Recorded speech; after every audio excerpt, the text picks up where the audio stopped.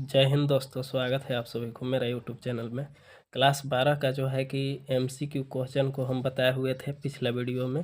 इस वीडियो में देख लीजिए, एमसीक्यू का पहले हम बता चुके हैं। उसके बाद हम लोग चलते हैं सब्जेक्टिव की ओर। तो सब्जेक्टिव का क्वेश्चन आता है सबसे पहला नंबर। इसमें देखिए क्या है क्वेश्चन कि सब्जेक्टिव में अति लघु उत्तरात्मक प्रश्न है। इसमें जो है कि 20 से 40 शब्द में लिखना है, आपको आसानी से नंबर मिल जाएगा। यह क्वेश्चन जो है कि 3 नंबर और 4 नंबर में पूछा जाएगा। हो सकता है कोई कोई क्वेश्चन को 2 नंबर में डाल दिया जाए, क्योंकि पूछने का जो है कि तरीका अलग अलग बदल दिया जाता है, तो क्वेश्चन को अलग अलग डाल दिया जाता है। तो चलिए देखते हैं सबसे पहला क्वेश्चन। अगर आप मेरे चैनल पर नए होंगे तो चैनल को सब्सक्राइब कर लेंगे, ताकि इसी तरह का वीडियो आपको मिलते रहेगा।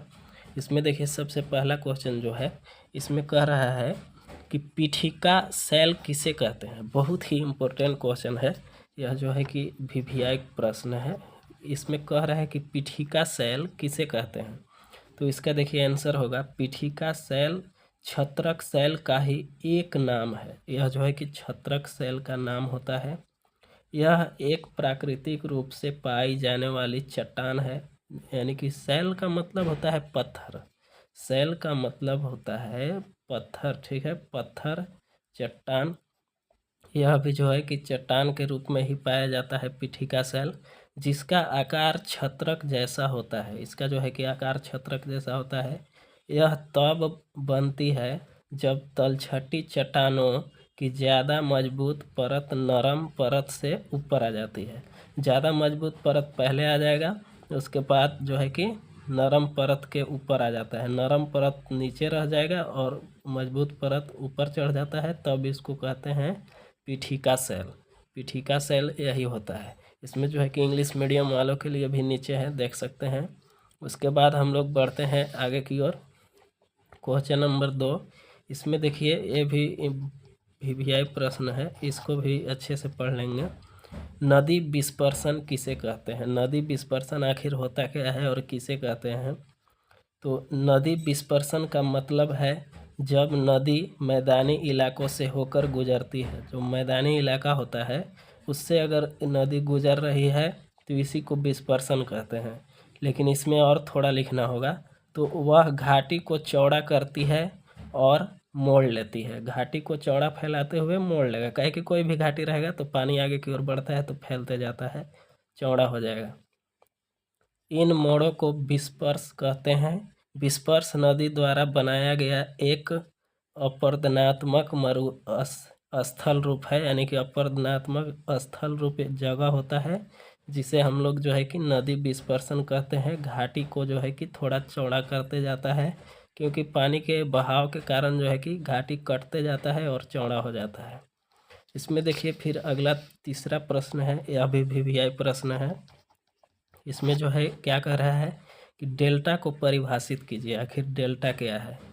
तो किसी नदी के प्रवाह में बहने वाले तलछट अवसादों जैसे कि मिट्टी, अन्य सामग्री, यानी क्योंकि जब नदी बहता है उसमें पानी बहता है तो केवल पानी भर ही नहीं बहता है, उसमें मिट्टी भी होता है, छोटा छोटा कंकड़ भी होता है, तथा अन्य तरह की सामग्री भी बहते हैं के ऐसे स्थान में ठहरने एवं फैलने से बने त्रिभुज आकार के स्थल रूप को कहते हैं। डेल्टा उसी को कहते हैं जब पानी वगैरह बह रहा है नदी में और उसमें जो है कि कैसा बना दे, त्रिभुजा आकार, पानी बहते बहते त्रिभुज के आकार का रूप ले लेता है, उसको हम लोग कहते हैं डेल्टा। जहाँ नदी का बहाव धीमा हो जाता है, नदी जो है कि धीरे धीरे बहने लगता है, यह ऐसे जगहों पर ऐसे जगहों में देखा जाता है जहाँ नदी किसी महासागर चाहे समुद्र, झील या अन्य जलाशय में प्रवेश करती है। इस महासागर में, समुद्र में, झील में तथा अन्य जलाशय, अन्य जल बहने की जगह पर जो है कि प्रवेश करती है, तब ऐसा चीज़ देखा जाता है। इसमें देखिए इंग्लिश मीडियम के लिए भी है। और चलिए हम लोग क्वेश्चन नंबर 4 की ओर चलते हैं। क्वेश्चन नंबर देखिए 4, इसमें क्या है, कह रहा है कि समभूकंप रेखा किसे कहते हैं। तो इसमें सिंपल सा समझ जाइए कि जब भूकंप की उत्पत्ति का केंद्र 250 से 700 किलोमीटर की गहराई पर होता है, तो उसे पातालीय भूकंप कहते हैं, माने कि उसको पाताल वाले भूकंप कहते हैं। समान भूकंपीय तीव्रता वाले स्थानों को मिलाने वाली रेखा को समभूकंपीय रेखा या भूकंप समघात रेखा कहते हैं। ठीक है, ऐसा कुछ कहा जाता है, इसी को जो है कि समभूकंप कहते हैं। फिर देखिए प्रश्न संख्या 5, यह जो है कि बहुत ही इम्पोर्टेंट प्रश्न है।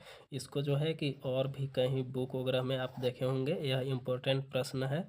इसको पूछ दिया जाता है, कह रहे कि ज्वालामुखी कुंड को परिभाषित कीजिए। आखिर ज्वालामुखी का कुंड क्या है, इसको परिभाषित करना है।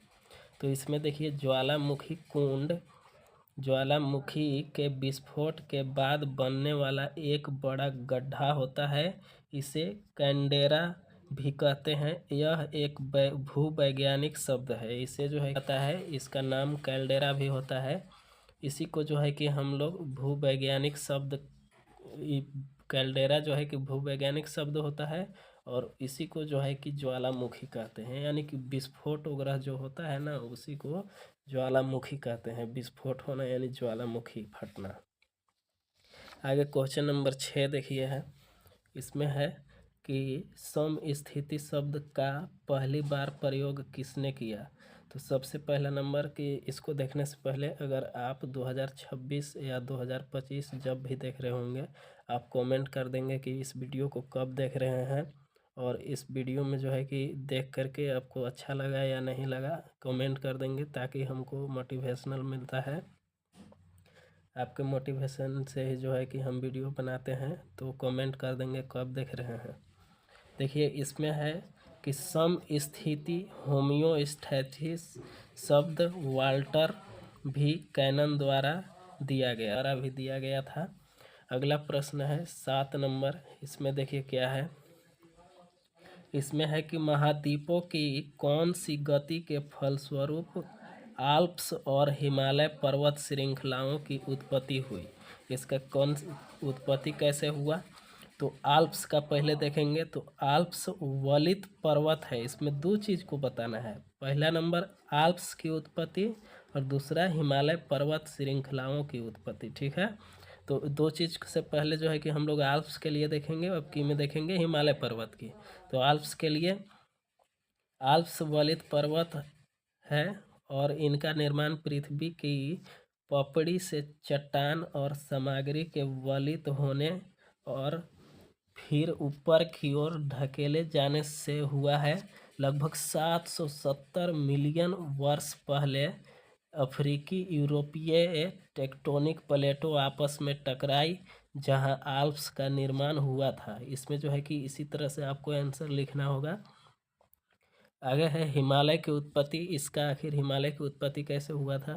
तो यूरेशियाई और भारतीय प्लेटों के बीच यह टकराव समुद्री प्लेट के निमज्जित हो जाने के बाद यह समुद्री अब महाद्वीपीय टकराव में बदल गया। ये जो है कि पहले से समुद्री प्लेट में निमज्जित था, यह जो है कि महाद्वीपीय प्लेट में टकराव के बाद बदल गया। 650 लाख वर्ष पूर्व, यानी कि 650 लाख वर्ष पहले जो है कि यह बदल गया था। केंद्रीय हिमालय की रचना हुई, तब से लेकर अब तक तकरीबन 2500 किलोमीटर की भूपर्वतीय लघुकरण की घटना हो चुकी है। इतनी जो है कि घटना घट चुकी है। इसमें जो है कि इस वीडियो में क्वेश्चन नंबर 7 तक जो है कि हम लोग देख लिए। क्वेश्चन नंबर 8 से आगे की ओर देखेंगे हम लोग अगला वीडियो में। इस वीडियो में इतना ही। अगर आप मेरे वीडियो में नए होंगे, तो चैनल पर नए होंगे तो सब्सक्राइब कर लेंगे और बेल आइकन को प्रेस कर देंगे। आपको वीडियो कैसा लगा, क्वेश्चन कैसा लगा, यह भी जो है कि कमेंट करेंगे। जय हिंद।